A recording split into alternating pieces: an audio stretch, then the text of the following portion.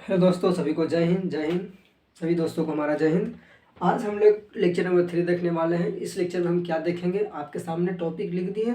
अगर यह टॉपिक आपने पहले से पढ़ रखा है या आपको पहले से जानकारी है और भी अच्छी तरह जानकारी है तो आप इस वीडियो को ना देखेंगे। अगर आप इस टॉपिक में घबरा जाते हैं या आपको जानकारी नहीं है तो आप इस लेक्चर को देख सकते हैं। इसलिए हमने टॉपिक रख दिया क्योंकि बहुत से स्टूडेंट बोलते हैं कि सर आपने जो पढ़ाया हमने तो पहले से ही पढ़ रखा था, तो उनका टाइम बर्बाद हो रहा था। इसलिए हमने सोचा कि टॉपिक को पहले ही लिख दिया जाए जिससे कुछ बच्चों को टाइम बच जाए। जो पहले मेहनत किए हैं वो क्यों अभी बर्बाद अपना समय करेंगे, तो इसलिए हमने टॉपिक लिख दिया है। तो टॉपिक हमारा फर्स्ट है जिसमें हम जानेंगे इलेक्ट्रॉन, प्रोटॉन, न्यूट्रॉन, यानी तीनों के बारे में। हमने पिछले कक्षा में जाता परमाणु के बारे में हमने जान लिया था। क्या परमाणु के बारे में, कि परमाणु क्या होता था, परमाणु के भाग है क्या, इलेक्ट्रॉन, प्रोटॉन, न्यूट्रॉन, इनको बारे में जानेंगे कि ये रहते कहाँ हैं, ये काम कैसे करता है। ठीक है, उसके बाद जानेंगे परमाणु संख्या क्या होता है, द्रव्यमान संख्या क्या होता है, फिर बाहरी कक्षा, फिर एक फॉर्मूला लिखते हैं 2n अनुसार ये कैसे आता है। तो तीनों का हम 4 टॉपिक है, चारों का हम बारी बारी से डीप नॉलेज लेंगे, पूरा गहराई से हम देखेंगे कि कौन कैसे क्या है।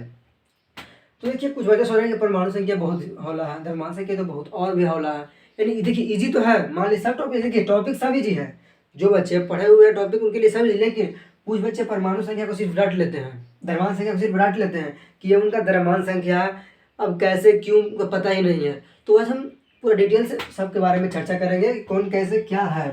चलिए हम स्टार्ट करते हैं। तो हमारा क्या पहला टॉपिक क्या है, इलेक्ट्रॉन, प्रोटॉन तथा न्यूट्रॉन है पहला टॉपिक। ठीक है, तो हम जानते हैं इलेक्ट्रॉन, प्रोटॉन। तो उससे पहले देखिएगा, थोड़ा सा समझिएगा बात को। तो उससे बात होता है ना, अपने जब 9th पढ़े होंगे तो आपको पता होगा नाभिक, कि नाभिक क्या होता है। क्या नाभिक, समझिएगा नाभिक होता क्या है। तो मान लीजिए कोई तत्व है, क्या एक महत्वपूर्ण सूचना आप सभी के लिए ध्यान से सुनिएगा कि 1 से लेकर क्या, 1 से लेकर 30 तक, 1 से लेकर 30 तक क्या तत्व का नाम, तत्व का नाम, परमाणु संख्या और द्रव्यमान संख्या।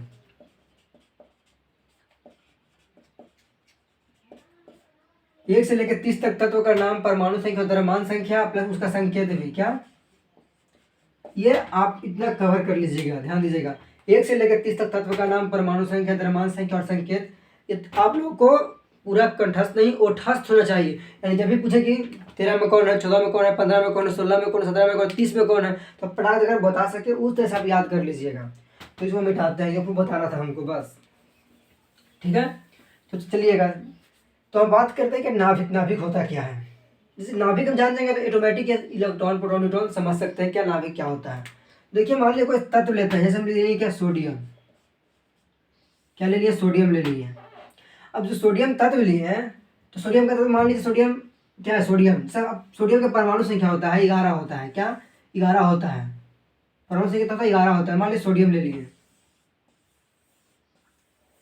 तो नाभिक कहते किस है, नाभिक का परिभाषा कहता है कि तत्व, तत्व कह सकते हैं, परमाणु कह सकते हैं कि तत्व के मध्य यानी बीच, यानी तत्व के बीच में उपस्थित एक धनात्मक कण होता है। क्या तत्व के बीच में उपस्थित एक धनात्मक कण होता है जिसे नाभिक कहते हैं। क्या तत्व के बीचों बीच, क्या है, तत्व के मध्य, लिखिएगा क्या,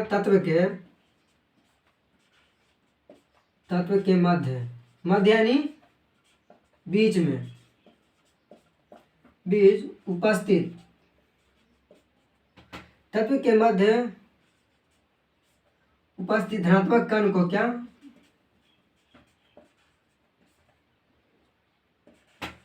धनात्मक कण को क्या कहते हैं, नाभिक कहते हैं।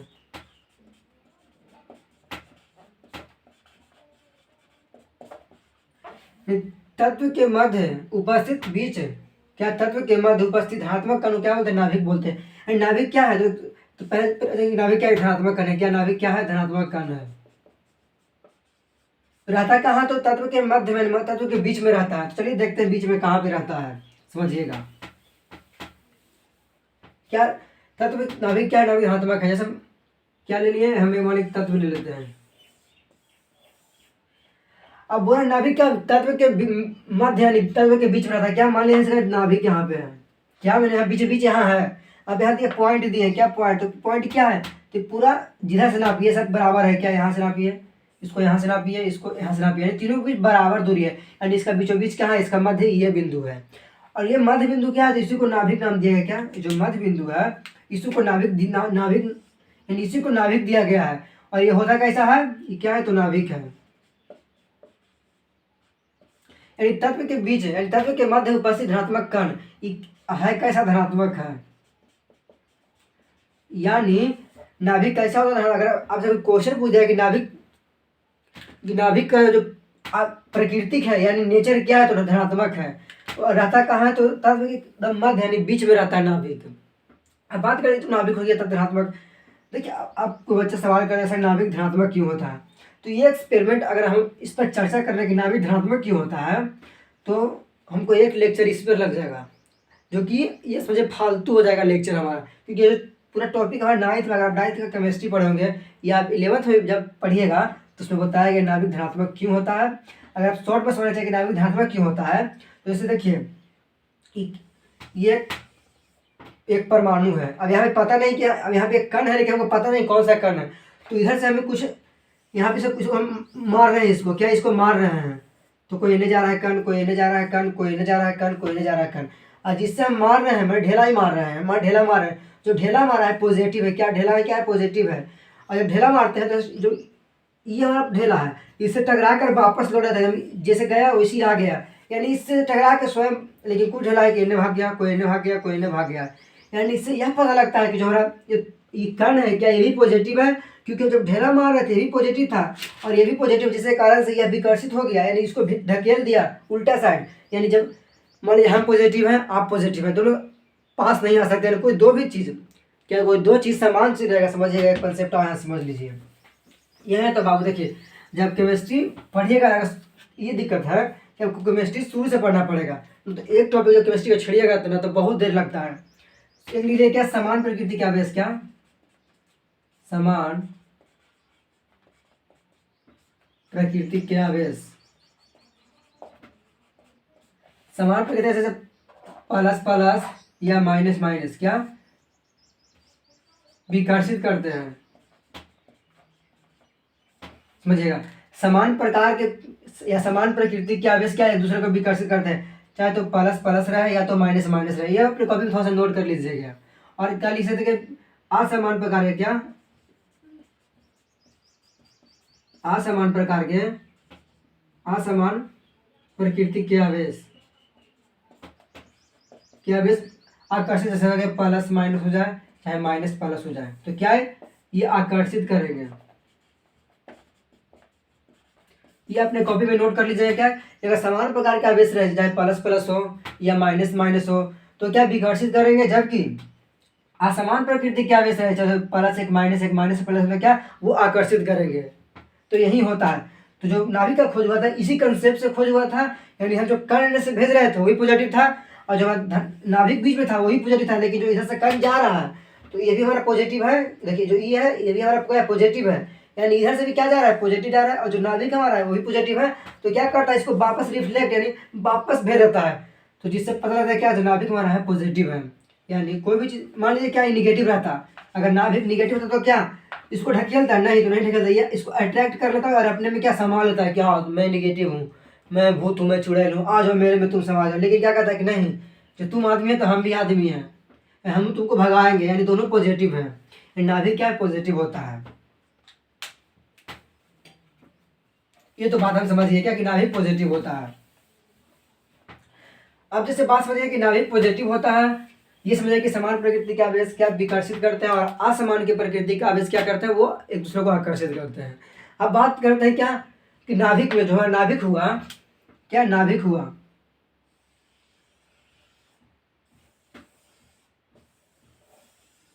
मान ले क्या ये नाभिक है, ये पूरा एक नाभिक मान लीजिए क्या ये नाभिक है। तो नाभिक में कौन रहता है, तो देखिएगा ये इलेक्ट्रॉन है प्रोटॉन है, तो प्रोटॉन न्यूट्रॉन है क्या, प्रोटॉन या न्यूट्रॉन क्या, प्रोटॉन प्लस न्यूट्रॉन। देखिएगा शॉर्ट में लिखिएगा यहाँ ध्यान दीजिएगा, इलेक्ट्रॉन क्या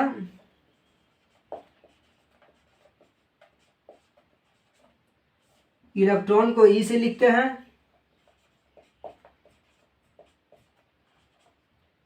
प्रोटॉन को पी से लिखते हैं और न्यूट्रॉन को और न्यूट्रॉन को एन से लिखते हैं, समझिएगा, क्योंकि हम इसको यूज करेंगे, क्योंकि हम हर बार तो इलेक्ट्रॉन इतना बड़ा बड़ा शब्द नहीं लिखेंगे। इसके संकेत क्या दे दिया, इलेक्ट्रॉन को ई दिया हुआ है स्मॉल ई दिया है कैपिटल पी, ये दिया है स्मॉल एन, यानी इलेक्ट्रॉन को ई से, प्रोटॉन को पी से, न्यूट्रॉन को एन से सूचित करते हैं।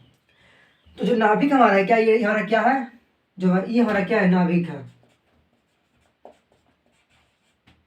ये क्या है, नाभिक है। तो नाभिक में रहता है क्या, प्रोटॉन प्लस न्यूट्रॉन होता है क्या, नाभिक में रहता है प्रोटॉन प्लस न्यूट्रॉन, यानी तो प्रोटॉन न्यूट्रॉन तो पता लग गया कि नाभिक में रहता है। अब बचा क्या, इलेक्ट्रॉन। तो हमको अब इलेक्ट्रॉन कहाँ रहता है उसको देखना है। तो जो इलेक्ट्रॉन हमारा है, अब देख रहे हैं चारों तरफ क्या है, कक्षक है, क्या ये क्या चारों तरफ कक्षा है। तो इलेक्ट्रॉन है ना, जो इसी कक्षा में, मान लीजिए क्या, तो यहाँ एक इलेक्ट्रॉन है, यहाँ इलेक्ट्रॉन है, यानी इलेक्ट्रॉन क्या है, तो इस कक्षा में क्या चक्कर लगाते रहता है। जो इलेक्ट्रॉन हमारा है इस कक्षा में क्या लगाता है, चक्कर लगाते रहता है। इस तो कक्षा में क्या है, इसमें चक्कर लगाते रहता है इलेक्ट्रॉन। जबकि जो प्रोटॉन न्यूट्रॉन क्या है, तो नाभिक में रहते हैं।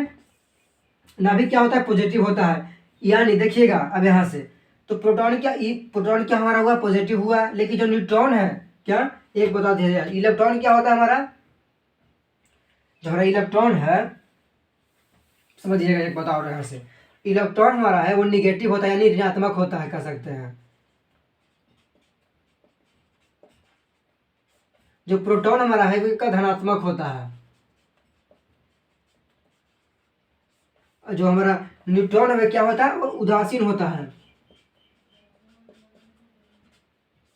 क्या, न्यूट्रॉन क्या होता है, उदासीन होता है। प्रोटॉन पॉजिटिव एंड धनात्मक होता है, इलेक्ट्रॉन क्या ऋणात्मक होता है।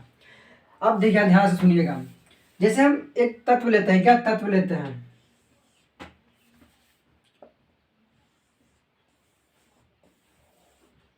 तत्व का मान लीजिए क्या, नाभिक है। तो नाभिक में क्या होता है कि नाभिक में रहता है क्या, न्यूट्रॉन और प्रोटॉन रहता है। नाभिक में रहता है प्रोटॉन प्लस न्यूट्रॉन। और जो इलेक्ट्रॉन रहता है क्या, इलेक्ट्रॉन वह चक्कर लगाते रहता है। इलेक्ट्रॉन क्या लगाता है, तो इलेक्ट्रॉन चक्कर लगाते रहता है, यानी जो इलेक्ट्रॉन हमारा है, इधर इलेक्ट्रॉन रहता है, इधर इलेक्ट्रॉन रहता है, और ये सब क्या, ये सब कक्षक है, इसमें चक्कर लगाते रहता है। यानी चारों तरफ क्या इलेक्ट्रॉन करता है, तो नाभिक के चारों ओर क्या चक्कर लगाता है इलेक्ट्रॉन। इलेक्ट्रॉन चक्कर लगाता है। अब देख रहे हैं क्या, ये जो आपको गोल गोल दिख रहा है, इसको क्या, इसको कक्षक कहते हैं, क्या, इसको कक्षक बोलते हैं। यानी इलेक्ट्रॉन जिस रास्ता पर चक्कर लगाता है, जिस रास्ते में चक्कर लगाता है उसको कक्षक बोलते हैं। यानी इलेक्ट्रॉन है जो रास्ता में चक्कर लगाता है उसको क्या बोलते हैं, उसको कक्षक हम कहते हैं। ये तो बात हो गया। अब देखिएगा इसमें नाभिक में क्या था, प्रोटॉन न्यूट्रॉन था, इलेक्ट्रॉन के चारों चक्कर लगाता है। अब बात आता है कि जो इलेक्ट्रॉन है, प्रोटॉन है, न्यूट्रॉन है, यहाँ से देखिए, जैसे देखिए ये हम इसमें क्या है, प्रोटॉन है, न्यूट्रॉन है। तो न्यूट्रॉन क्या है, तो न्यूट्रॉन का धनात्मक क्या है, तो उदासीन कह सकते हैं, जीरो है। प्रोटॉन यानी पॉजिटिव है। अगर बात करें तो प्रोटॉन क्या है हमारा, पॉजिटिव है। न्यूट्रॉन क्या है हमारा, जीरो है। यानी अगर बात करें तो इसमें क्या है, तो इसमें अगर इसे न्यूट्रॉन को हटा दे तो कोई दिक्कत है, तो नहीं दिक्कत है। क्यों दिक्कत नहीं है, क्योंकि जो इसे नाभिक हमारा क्या है, पूरा पॉजिटिव है। नाभिक क्या है, नाभिक क्या है, पॉजिटिव है। पॉजिटिव क्यों है, क्योंकि यहाँ पे प्रोटॉन है और न्यूट्रॉन है। क्योंकि न्यूट्रॉन क्या है, यहाँ पर उदासीन है। जो न्यूट्रॉन है इसमें ना प्लस है ना माइनस है, ना न्यूट्रॉन पर कोई चार्ज नहीं है, ना ही प्लस का चार्ज है और ना ही माइनस का चार्ज है। न्यूट्रॉन क्या है, उदासीन है, जबकि प्रोटॉन क्या है, धनात्मक है। जब प्रोटॉन धनात्मक है, न्यूट्रॉन उदासीन है, अगर न्यूट्रॉन यहाँ पे जीरो हो जाएगा तो क्या है, हम फिर अगर नाभिक का बात करें तो नाभिक क्या है, प्रोटॉन पर आवेश है। यानी जो प्रोटॉन का आवेश है वही नाभिक का आवेश होगा। ध्यान सुनिएगा, क्या, देखिए न्यूट्रॉन पर आवेश क्या है, तो न्यूट्रॉन पर जीरो आवेश है। प्रोटॉन पर क्या है, तो प्रोटॉन पर प्लस आवेश है। यानी अगर बात करें नाभिक का आवेश, तो न्यूट्रॉन को काम का है। अगर आवेश का बात करें, जैसे द्रव्यमान, दोनों में द्रव्यमान न्यूट्रॉन का भी है लेकिन प्रोटॉन का भी है। लेकिन अगर बात करें आवेश का, तो आवेश न्यूट्रॉन का नहीं है। यानी न्यूट्रॉन का नहीं है, यानी प्रोटॉन का आवेश है। यानी कह सकते हैं कि जो नाभिक पर आवेश होगा वो प्रोटॉन के आवेश के बराबर होगा। क्या, जो नाभिक पर आवेश होगा वो प्रोटॉन के आवेश के बराबर होगा, क्योंकि जो हमारा न्यूट्रॉन है उस पर कोई आवेश नहीं है, जबकि प्रोटॉन पर पॉजिटिव आवेश है। और जब न्यूट्रॉन पर कोई आवेश नहीं होगा तो जो प्रोटॉन पर आवेश होगा वही हमारे नाभिक पर आवेश होगा। यानी कह सकते हैं क्या, यहाँ से लिख सकते हैं क्या, एक कैलकुलेशन निकाल सकते हैं, नाभिक पर आवेश क्या,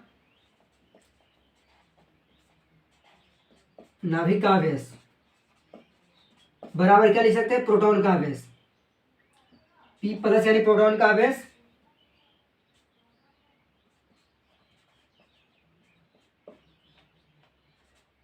प्रोटॉन का आवेश क्या, नाभिक का जो आवेश होगा प्रोटॉन के आवेश के बराबर होगा। ये तो हम जान लिए चार चीज, क्या कि इलेक्ट्रॉन यानी इलेक्ट्रॉन को ई से लिखते हैं ऋणात्मक होता है, प्रोटॉन को पी से लिखते हैं धनात्मक होता है, और न्यूट्रॉन को एन से लिखते हैं उदासीन होता है। एक बताओ जान लीजिए थोड़ा सा, आपको एग्जाम में कभी क्वेश्चन आया था क्लास 10 में डायरेक्ट, जो इलेक्ट्रॉन है इसको क्या बोलते हैं, ऋणात्मक तो है, इसको बोलते हैं कैथोड। क्या कैथोड किरण इसको बोलते हैं, क्या इसको बोलते हैं, जो धनात्मक है उसको एनोड किरण बोलते हैं।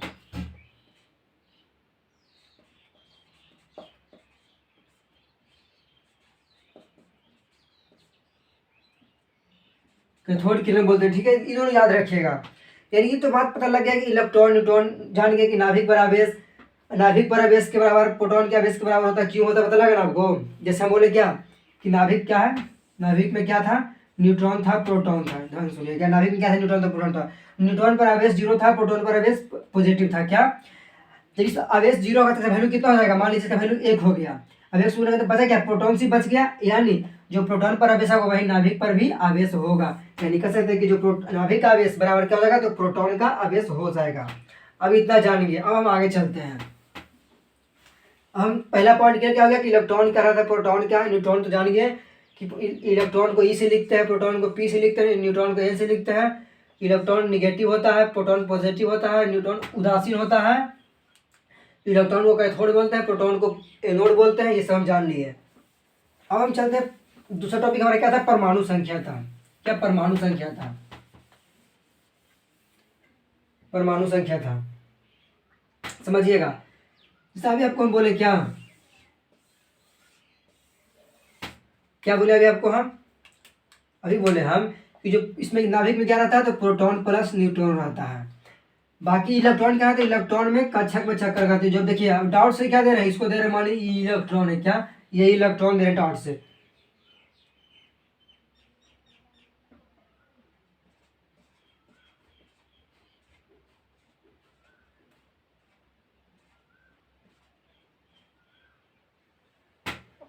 समझिएगा, यानी देखिएगा क्या नाभिक में क्या रहता है, प्रोटॉन प्लस न्यूट्रॉन आगे रहता है। क्या अगर बात करें इस कक्षक में, इसमें कौन रहता है, इसमें रहता है इलेक्ट्रॉन रहता है। यानी हमको तो स्थिति पता लग गया कौन कहाँ रहता है, न्यूट्रॉन कहाँ रहता है, प्रोटॉन कहाँ रहता है, इलेक्ट्रॉन कहाँ रहता है। अब हम बात करते हैं परमाणु संख्या के लिए। क्या परमाणु संख्या के लिए कि परमाणु संख्या किसे कहते हैं, समझिएगा। देखिए अब जैसे किसी तत्व को लेते हैं, क्या तत्व को लेते हैं, जैसे ले लिया सोडियम। अब हम पता करना है कि सोडियम का परमाणु संख्या कितना है।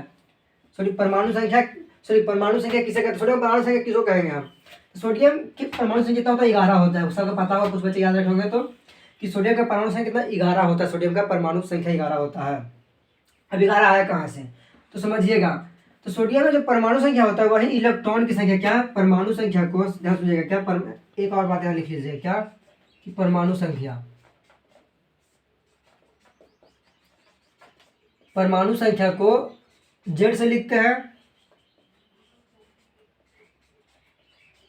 द्रव्यमान संख्या को ए से लिखते हैं, और ये इलेक्ट्रॉन को कैसे लिखते हैं, तो ई से लिखते हैं। इलेक्ट्रॉन को ई से,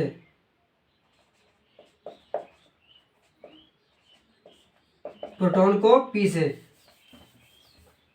यानी परमाणु संख्या को जेड से लिखते हैं। यानी सोडियम का परमाणु संख्या कितना हो गया, कहते हैं जेड और क्या हो गया, 11 हो गया। अब ध्यान से सुनिएगा कि देखिए कोई भी तत्व रहे जिसका जितना परमाणु संख्या होता है उसमें उतना ही इलेक्ट्रॉन की संख्या और प्रोटॉन की संख्या होता है। क्या हम बोले कि कोई भी तत्व है जितना उसमें परमाणु संख्या, क्या कोई भी तत्व है, मान लीजिए सोडियम तत्व है, क्या एक हम सोडियम का ले लिए, बात कर लिए सोडियम का ले लिए, तो सोडियम का जितना परमाणु संख्या होगा, क्या जितना परमाणु संख्या होगा उसमें उतना ही क्या इलेक्ट्रॉन की संख्या होगा, और उतना ही उसमें क्या प्रोटॉन की संख्या होगा। समझिए, क्या कोई भी तत्व हो जितना उसमें जिसका उसका परमाणु संख्या क्या है, तो परमाणु संख्या है।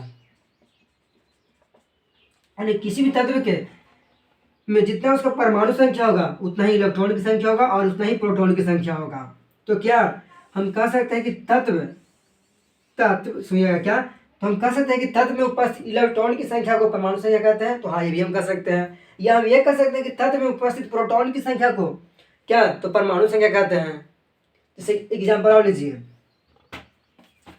हम लेते हैं क्या, सब लेते हैं कार्बन, क्या कार्बन ले लें। कार्बन का परमाणु संख्या कितना होता है, तो कार्बन का परमाणु संख्या कितना होता है, कार्बन का परमाणु संख्या होता है 6, यानी जेड बराबर क्या आ गया 6। अगर बात करें इसका मैं इलेक्ट्रॉन की तो क्या है, देखिए जेड बराबर ई बराबर पी, यानी जेड बराबर जितना जेड का वैल्यू होगा उतना ई का भी वैल्यू होगा और उतना पी का भी वैल्यू होगा। यानी किसी भी तत्व का जेड क्या है, परमाणु संख्या है, ई क्या इलेक्ट्रॉन की संख्या है, पी क्या प्रोटॉन की संख्या है। यानी यहाँ से एक बात निकल रहा है कि कोई भी तत्व हो उसका जितना परमाणु संख्या होगा उतना उसमें इलेक्ट्रॉन होगा, उतना इसमें प्रोटॉन होगा और उसमें उसमें क्या है इलेक्ट्रॉन प्रोटॉन होगा। तो यहाँ से अगर डिफिनेशन देने का बात है तो क्या कर सकते हैं कि तत्व में उपस्थित, क्या मान लीजिए कोई तत्व है, तत्व में उपस्थित इलेक्ट्रॉन की संख्या क्या कहते हैं, परमाणु संख्या कह सकते हैं, या तत्व में उपस्थित प्रोटॉन की संख्या को परमाणु संख्या कह सकते हैं। लेकिन यहाँ पे जो परिभाषा दिया गया है वह दिया गया है क्या, प्रोटॉन के आधार पर, कि तत्व में उपस्थित क्या प्रोटॉन की संख्या को, क्या प्रोटॉन की संख्या को परमाणु संख्या कहते हैं। प्रोटॉन की संख्या को परमाणु संख्या कहते हैं। यानी देखिए परिभाषा क्यों दिया गया कि प्रोटॉन की संख्या को परमाणु संख्या कहते हैं, क्योंकि हम देख रहे हैं कि यहाँ पे इलेक्ट्रॉन प्रोटॉन दोनों बराबर हैं, तो हम ये भी तो कह सकते हैं कि इलेक्ट्रॉन की संख्या को उसे परमाणु संख्या कहेंगे। आखिर क्यों दिया गया कि प्रोटॉन की संख्या को ही परमाणु संख्या कहते हैं, तो उसका तो कारण जानते हैं। देखिए इलेक्ट्रॉन क्या होता है, निगेटिव होता है, इलेक्ट्रॉन क्या होता है निगेटिव होता है, प्रोटॉन क्या होता है पॉजिटिव होता है। ये तो पहला बात है।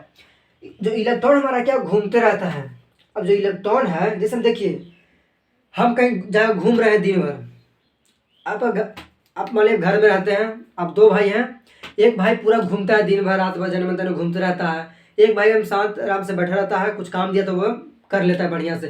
कोई दूसरा भाई क्या करता है कि नहीं वही काम को करने के लिए कहीं वहाँ तो कोई वहाँ भटकता है, यानी वो काम को ठीक से करता नहीं है। तो मम्मी मान लीजिए कि आपको दिए 50 रुपये जमा करने के लिए, जाओ बेटे बैंक में 50 रुपये जमा कर लिया, तो क्या आप उस भाई को जमा करने के लिए देंगे जो दिन भर में घूमते रहता है, या वो उसके देंगे जो एक तरह से स्थायी से बैठा रहता है।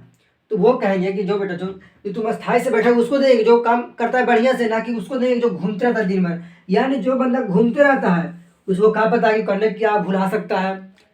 मान ली बड़ा भाई है वो दिन भर घूमते रहता है और उसको दिन भर 50 रुपये बैंक में जमा कर लिया, बच्चा गया कहूँ भुला दिया, दिन भर घूमे रहा, शाम के गया बैंक में तो बैंक बंद है, पैसा भी नौकरी से गायब, तो पैसा भुला दिया, उधर घूमते था।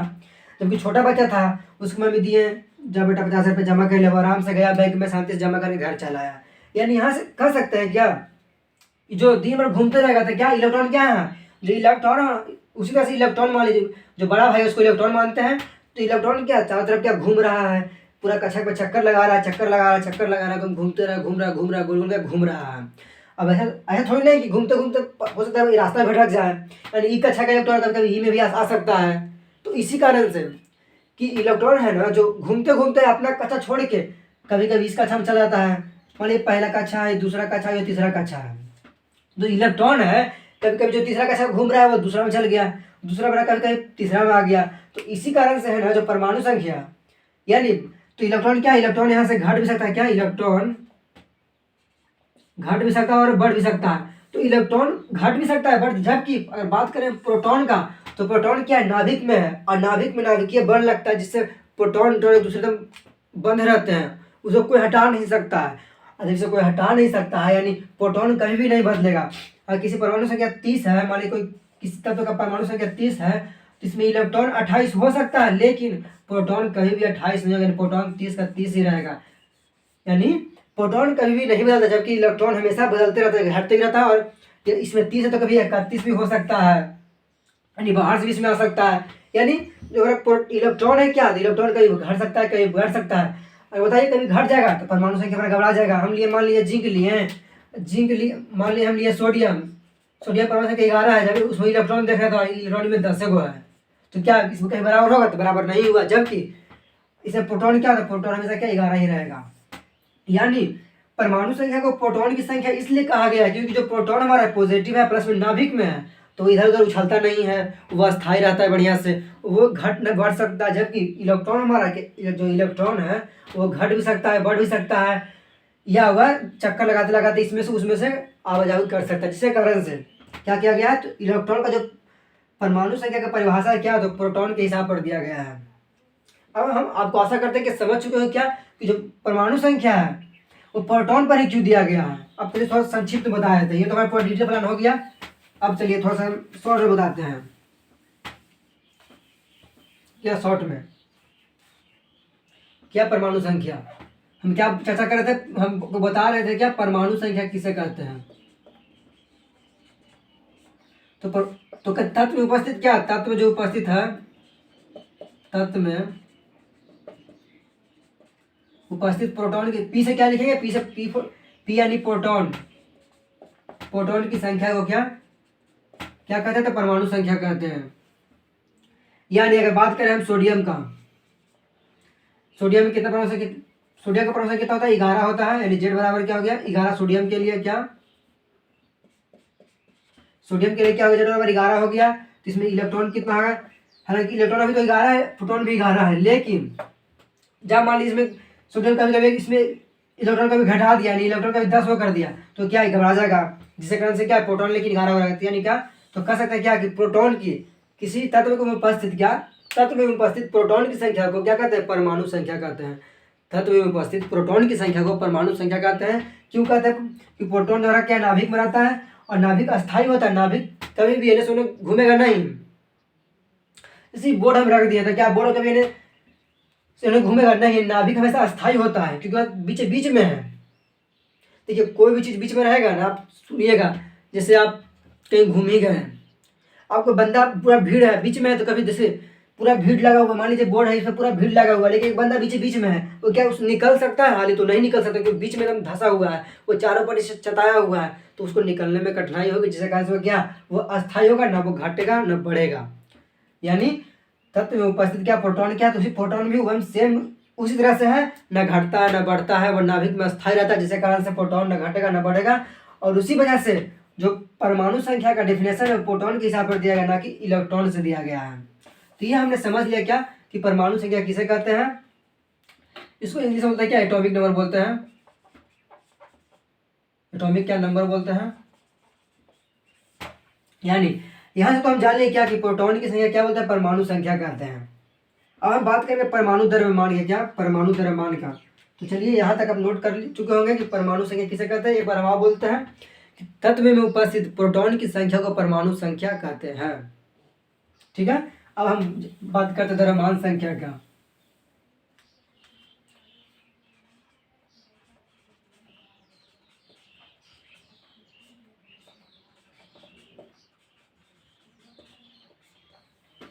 इसको बोलते हैं एटॉमिक मास या एटॉमिक वेट।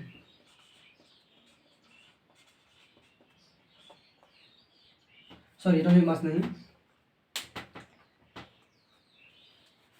क्या बोलते हैं, इसको कह सकते हैं क्या, द्रव्यमान। क्या द्रव्यमान, तो मास नंबर बोल सकते हैं, क्या वेस्ट नंबर बोल सकते हैं, एटॉमिक मास। अब बात करें द्रव्यमान संख्या क्या होता है, समझिएगा। अगर हम बात करते हैं क्या द्रव्यमान संख्या की बात करते हैं, द्रव्यमान संख्या क्या होता है समझिएगा। मान लीजिए कोई तत्व है, अब तत्व का हमको द्रव्यमान निकालना है। क्या कोई तत्व है, जैसे तत्व लेते हैं क्या, मैग्नीशियम तत्व ले लिया, क्या इसका परमाणु संख्या कितना होता है, यानी मैग्नीशियम का परमाणु संख्या बोले तो 12 होता है, क्या 12, यानी जेड बराबर क्या हो गया 12 हो गया। फिर प्रोटॉन क्या हो गया 12 हो गया, समझिएगा। जेड हो गया 12 हो गया, अब यहाँ से देखिएगा 12 हो गया, ठीक है। अब हम निकालना है क्या, इसका परमाणु द्रव्यमान निकालते कैसे निकालेंगे। जैसे मैग्नीशियम है, क्या मैग्नीशियम लेते हैं, अभी ध्यान सुनिएगा, समझिएगा। मैग्नीशियम लेते हैं तो देखिएगा यहाँ से कंसेप्ट, इसको मान लीजिए पहला कक्षा है, क्या ये हमारा है, ये हमारा क्या, ये हमारा पहला कक्षा है, ये दूसरा कक्षा, ये तीसरा कक्षा है। तो जो अगर हम बात इसमें इलेक्ट्रॉन कितना होगा, तो इसमें इलेक्ट्रॉन अभी 12 ही है, ठीक है। इसमें इलेक्ट्रॉन भी कितना है 12 है। अब देखिएगा इलेक्ट्रॉन, तो पहला कक्षा है, इसमें कितना इलेक्ट्रॉन, इसमें 2 इलेक्ट्रॉन होता है। पहला कक्षा इसमें कितना 2 इलेक्ट्रॉन होता है। जो दूसरा कक्षा है उसमें 8 इलेक्ट्रॉन होता है, और जो तीसरा में है उसमें 18 इलेक्ट्रॉन होता है। अब इस तरह से चौथा भी हो सकता है, क्या चौथा हो सकता है। अब चौथा में कितना होगा, चौथा में 32 होता है। अब इस तरह से पाँचवा हो सकता है, छठा, सातवां, आठवां, नौवां, 10वां, यानी इस तरह से मान लीजिए 50 ऐसे हो सकते हैं। क्या मान लीजिए ढेर नहीं हो सकते, क्या सबको हम याद रख सकते हैं, नहीं। देखिए यहाँ से आप समझ सकते हैं, जैसे देखिए पहला में कितना इलेक्ट्रॉन था, 2 इलेक्ट्रॉन था। कुछ बड़ा ही पार दिया, थोड़ा सा छोटा पाते हैं, ठीक है, आपको राइट समझ में आएगा। इसे क्या है,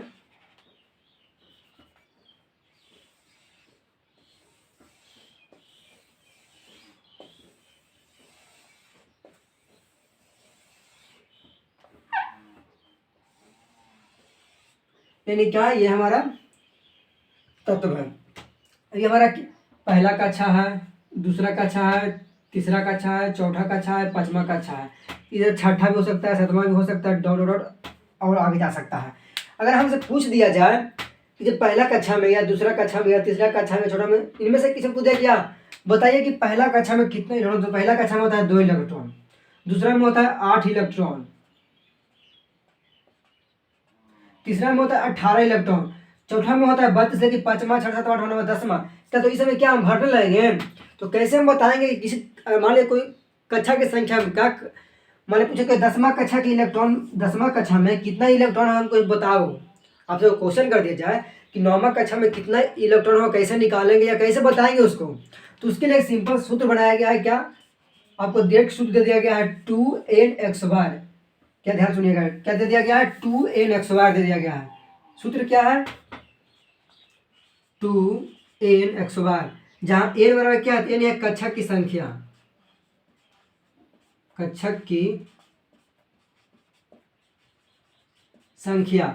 अगर जैसे n क्या है, फॉर्मूला क्या है, 2 है। अगर हम पूछ रहे हैं कि 10वां कक्षा का इलेक्ट्रॉन निकालो तो क्या है, तो n का वैल्यू कितना लेंगे, मान लिया कोई पूछा कि 10वां कक्षा का हमको निकालो क्या इलेक्ट्रॉन की 10वां कक्षा में कितने इलेक्ट्रॉन हो सकते हैं, तो क्या करेंगे, तो n बराबर पुट करेंगे 10। फॉर्मूला क्या है हमारा, है तो फॉर्मूला है 2nx बार। क्या फॉर्मूला क्या है, 2nx बार, तो क्या 2 का 2 हो जाएगा, n का वैल्यू कितना है, तो 10 है, तो 10 का 100 हो जाएगा, तो कितना हो गया, तो 2 × 10 का क्या हो गया, 100 हो गया, तो कितना बच गया, 200 आ गया।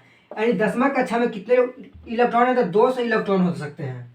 तो 10वां कक्षा है उसमें कितने, तो 200 इलेक्ट्रॉन हो सकते हैं। उसी तरह से आगे चलिए,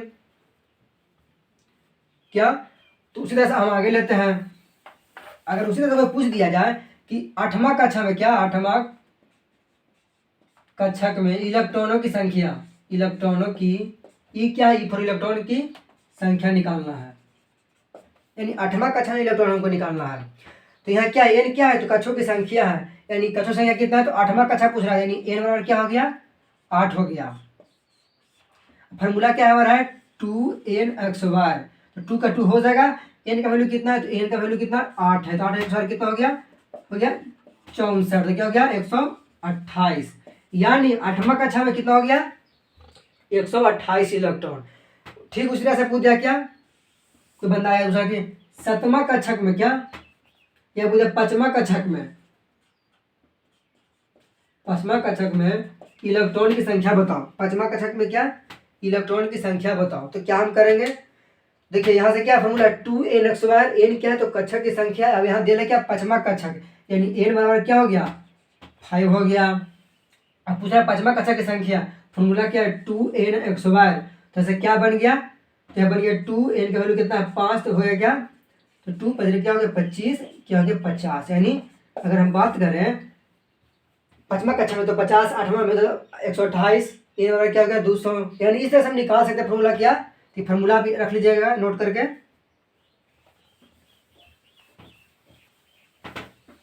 फॉर्मूला क्या बन गया यहाँ से, 2nx बार, n क्या जहाँ कक्षों की संख्या है, क्या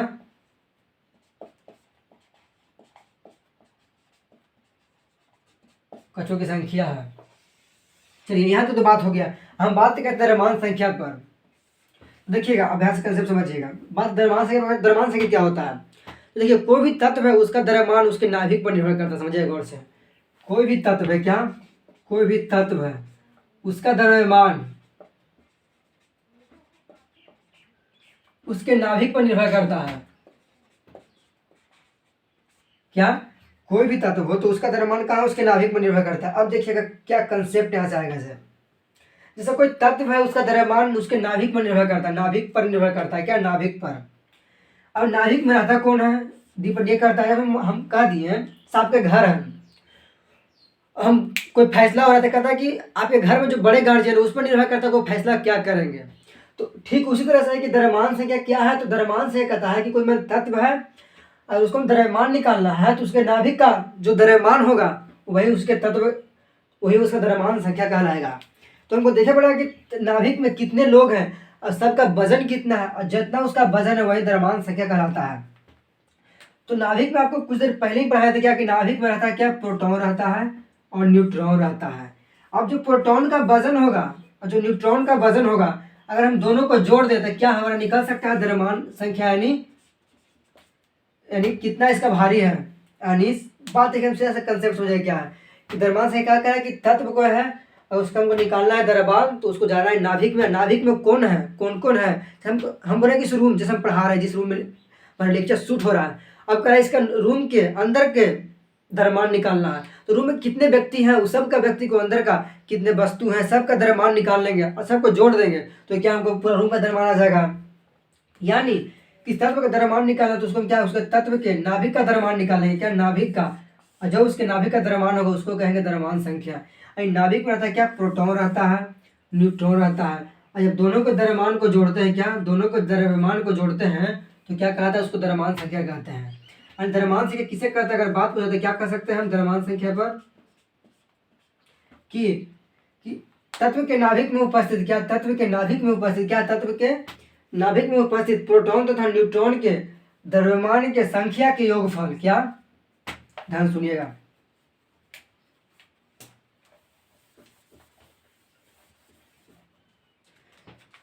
क्या हम बोले थे कि द्रव्यमान संख्या किस है, तो नाभिक पर रहता है, क्या नाभिक में, नाभिक में कौन रहता है, तो एक रहता है प्रोटॉन रहता है,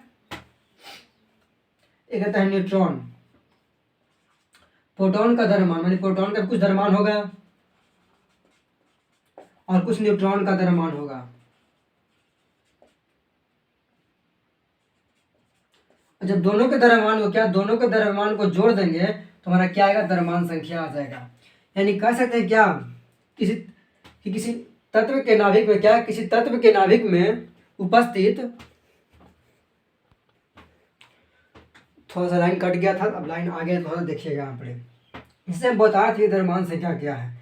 तो हम चर्चा कर रहे थे कि द्रव्यमान संख्या है जो नाभिक का द्रव्यमान होगा वही उसका द्रव्यमान संख्या कहलाएगा। तो नाभिक में क्या था, तो नाभिक में रहता है प्रोटॉन का द्रव्यमान, अभी भी लाइट चल गया, कुछ लाइट जल रहा है, कुछ चल रहा है। नाभिक में क्या आता है, प्रोटॉन रहता है और रहता है न्यूट्रॉन, यानी जो प्रोटॉन का द्रव्यमान होगा और जो न्यूट्रॉन का द्रव्यमान होगा, जो दोनों को हम जोड़ देंगे तो द्रव्यमान संख्या निकल जाएगा। तो परिभाषा क्या दे सकते हैं कि तत्व में उपस्थित, क्या तत्व के नाभिक में उपस्थित, क्या तत्व के नाभिक में उपस्थित, क्या नाभिक में उपस्थित प्रोटॉन का द्रव्यमान, प्रोटॉन का द्रव्यमान तथा न्यूट्रॉन के द्रव्यमान, क्या न्यूट्रॉन के द्रव्यमान के योगफल को क्या द्रव्यमान संख्या कहते हैं।